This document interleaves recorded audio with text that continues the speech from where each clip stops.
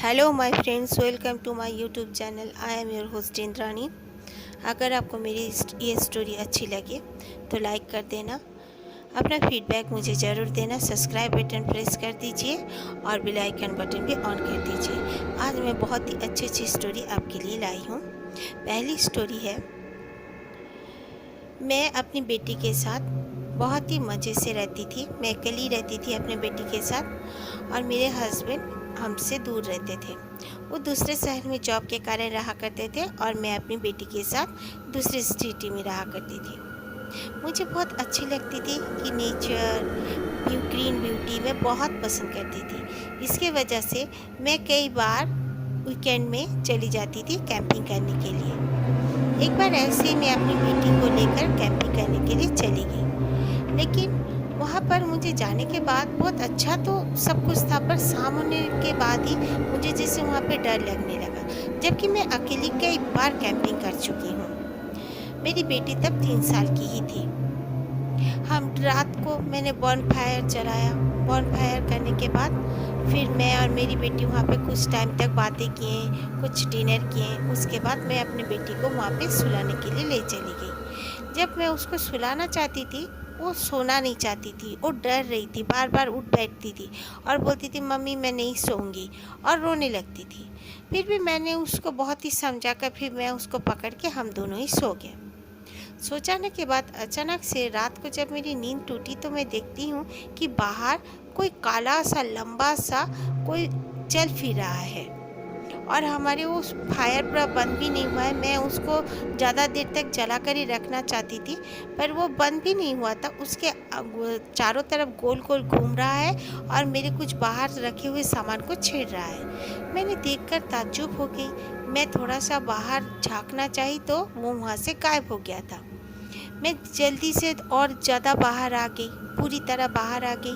तो बाहर आने के बाद देखा वहाँ पे कोई कुछ नहीं है। फिर मैं बाहर खड़े खड़े अंदर तरफ देख रही हूँ, पूरा दिख रहा है मुझे रिफ्लेक्शन में, मतलब वो काला साया मेरी बेटी के पास बैठा हुआ है और मेरी बेटी सो रही है। मैं जल्दी से अंदर गई तो काला साया बाकायदा मुझे देखकर भी हट नहीं रहा था।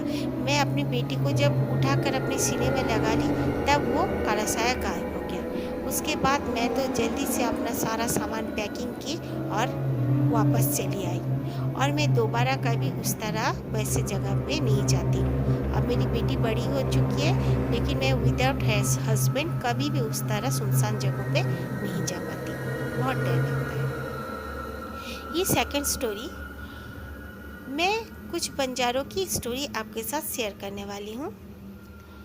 एक बार क्या हुआ था, काफ़ी बंजारे लोग चलते चलते एक जंगल में अपना आशियाना बांध लिए।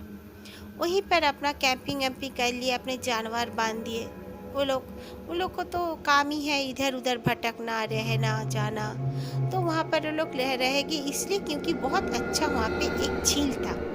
पानी के सामने रहना ही सब कोई पसंद करते हैं कि पानी का प्रॉब्लम ना हो।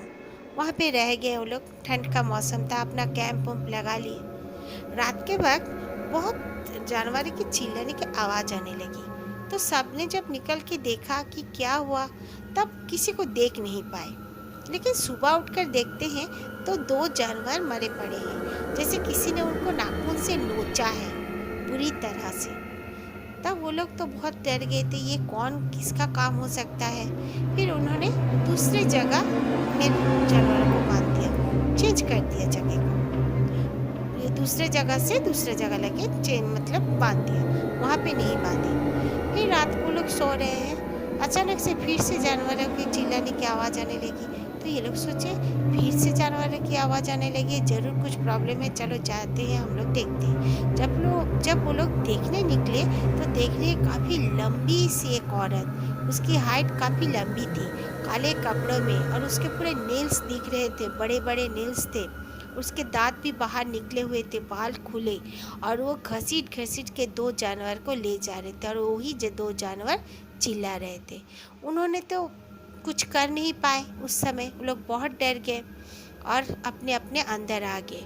आने के बाद सुबह जल्दी से बोले ये जगह को छोड़ दूँ। वहाँ पे एक बूढ़ी औरत ने कहा हमने बहुत ही गलत जगह में अपना स्थान बना लिया, जल्दी से यहाँ से चलो, यहाँ पे बहुत ज़्यादा चुड़ैल, आसेब, झीन है ज़रूर, इसीलिए इस तरह से जानवर हमारे कष्ट पा रहे हैं। फिर उन्होंने वो जगह को छोड़ दिया, छोड़ के चले गए।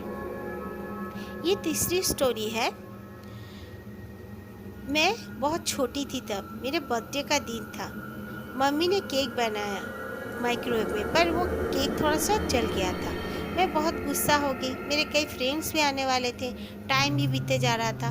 तो पापा ने कहा कि मैं केक लेके आ जाता हूँ, कोई बात नहीं। तो पापा केक लेने चले गए। पापा के साथ मैं भी जीत करके चली गई।